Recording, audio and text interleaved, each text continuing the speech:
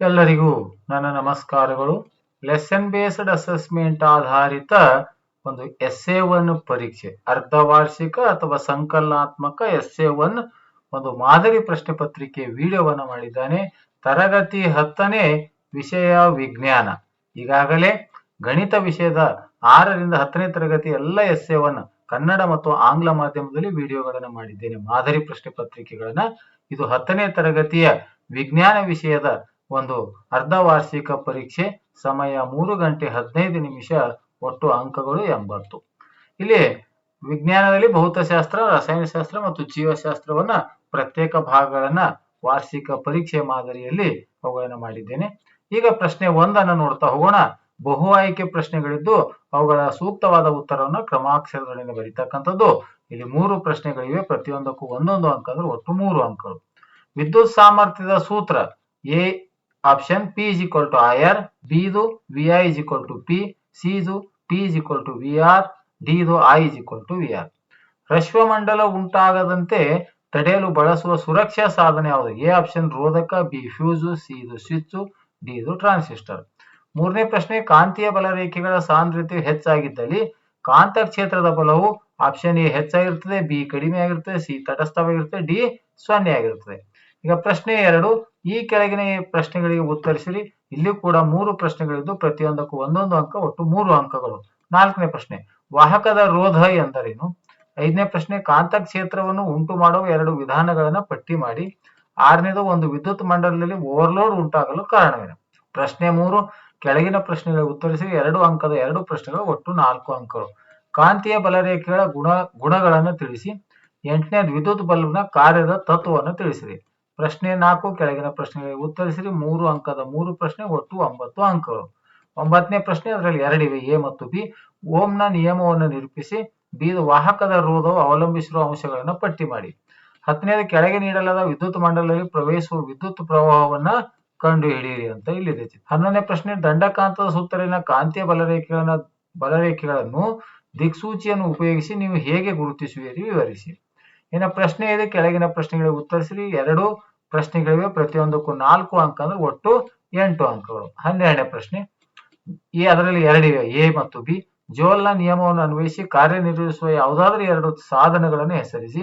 ಬಿದು, ವಿದ್ಯುತ್ ಉಷ್ಣೋತ್ಪಾದನಾ ಸಾಧನಗಳಲ್ಲಿ ನೈಕ್ರೋಮ್ನಂತಹ ಮಿಶ್ರ ಲೋಹಗಳನ್ನು ಉಪಯೋಗಿಸುತ್ತಾರೆ, ಏಕೆ? 13ನೇ, ಭೂ ಸಂಪರ್ಕ ತಂತಿಯ ಕಾರ್ಯವನ್ನು ವಿವರಿಸಿ. ಈಗ ಭಾಗ ಬಿ, ರಸಾಯನಶಾಸ್ತ್ರಕ್ಕೆ ಸಂಬಂಧಪಟ್ಟಿರುವಂತ ಇಲ್ಲಿ ಬಹು ಆಯ್ಕೆ ಪ್ರಶ್ನೆಗಳು 2 ಇವೆ, ಒಂದೊಂದು ಅಂಕದ, ಒಟ್ಟು ಅಂಕಗಳು 2. ತಾಮ್ರದ ಸಲ್ಫೇಟ್. 14ನೇ ಪ್ರಶ್ನೆ, ತಾಮ್ರದ ಸಲ್ಫೇಟ್ ನಿಂದ ತಾಮ್ರವನ್ನ ಸ್ಥಾನ ಪಲ್ಲಟಿಸುವ ಲೋಹ ಯಾವುದು? ಆಪ್ಷನ್ ಎ ಚಿನ್ನ, ಬಿ ಬೆಳ್ಳಿ, ಸಿ ತಾಮ್ರ, ಡಿ ಕಬ್ಬಿಣ.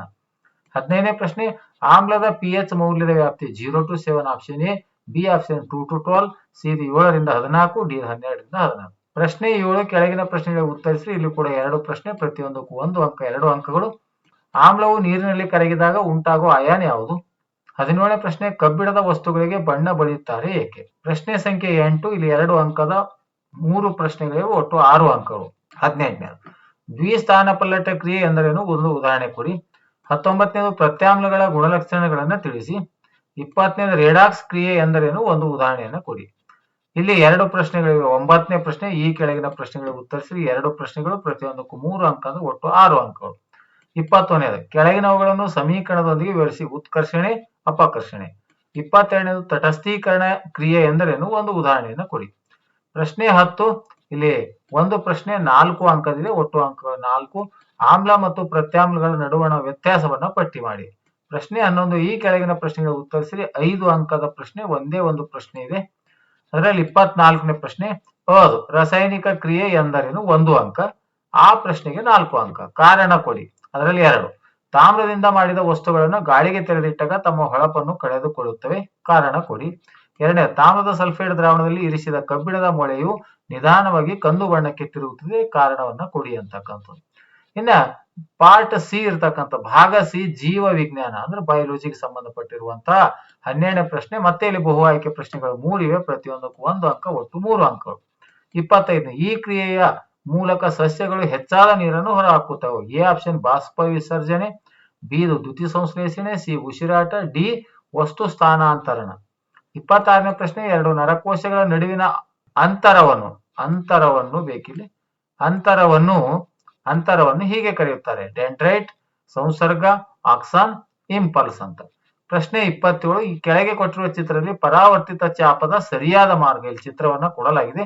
ಎ ಆಪ್ಷನ್, ಬಿ ಆಪ್ಷನ್ ಮತ್ತು ಸಿ ಆಪ್ಷನ್, ಡಿ ಆಪ್ಷನ್ ಗಳನ್ನು ಕೊಡಲಾಗಿದೆ. ಸರಿಯಾದದನ್ನ ಆಯ್ಕೆಯನ್ನ ಮಾಡಿ ಸೂಕ್ತವಾದ ಉತ್ತರವನ್ನ ಕ್ರಮಾಕ್ಷರದಲ್ಲಿ ಬರಿತಕ್ಕಂಥದ್ದು.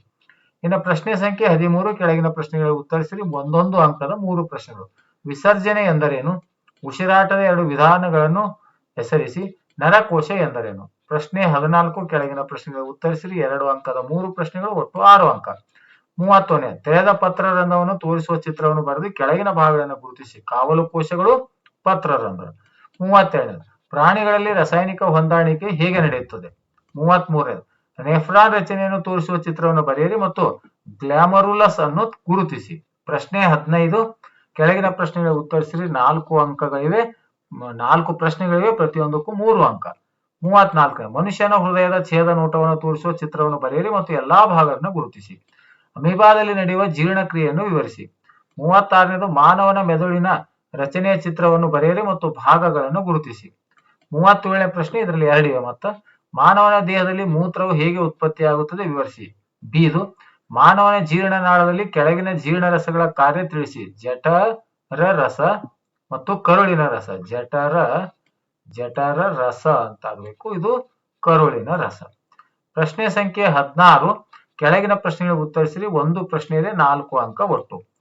ಪರಾವರ್ತಿತ ಚಾಪ ಎಂದರೇನು? ಪ್ರಕಾಶಮಾನವಾದ ಬೆಳಕು ನಮ್ಮ ಕಣ್ಣುಗಳ ಮೇಲೆ ಕೇಂದ್ರೀಕೃತವಾದಾಗ ಈ ರಚನೆಯಲ್ಲಿ ಸಂಭವಿಸುವ ಘಟನೆಗಳನ್ನು ಅನುಕ್ರಮವಾಗಿ ಬರೆಯಿರಿ ಅಂತ. ಆದ್ಮೇಲೆ ಈ ರೀತಿಯಾಗಿ 6ರಿಂದ 10ನೇ ತರಗತಿವರೆಗಿನ ಎಸ್ಎ1ಗೆ ಸಂಬಂಧಪಟ್ಟಿರುವಂತೆ ಆಂಗ್ಲ ಮತ್ತು ಕನ್ನಡ ಮಾಧ್ಯಮದಲ್ಲಿ ಎಸ್ಎ1 ಮಾದರಿ ಪ್ರಶ್ನೆ ಪತ್ರಿಕೆಗಳ ವಿಡಿಯೋವನ್ನು ಮಾಡಿದ್ದೀನಿ.